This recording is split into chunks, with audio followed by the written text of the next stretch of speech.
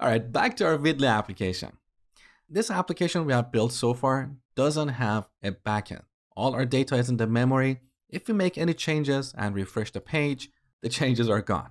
So we want to add a backend to this application to persist the data permanently. And that's what we're going to do over the next few lectures. Now, as I told you at the beginning of the course, React is a front-end library. Our focus is purely on building the front end. Backend is an entirely different topic. It requires familiarity with different technologies, and I have a few comprehensive courses about building the backend. So in this section or in this course, we are not going to build the backend.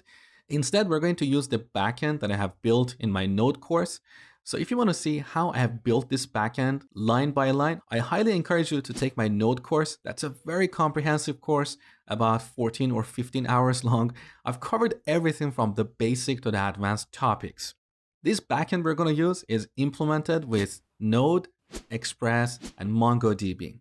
Node is a runtime environment for executing JavaScript code outside of a browser.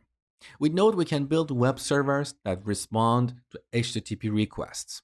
Express is a framework for building RESTful APIs, and MongoDB is a database management system for storing our data. So, over the next two lectures, I'm going to show you how to install MongoDB on your machine.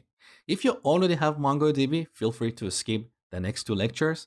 First, we're going to look at installing MongoDB on Mac, and then we'll look at installing it on Windows. Once you have MongoDB, then I will walk you through adding the backend to this application.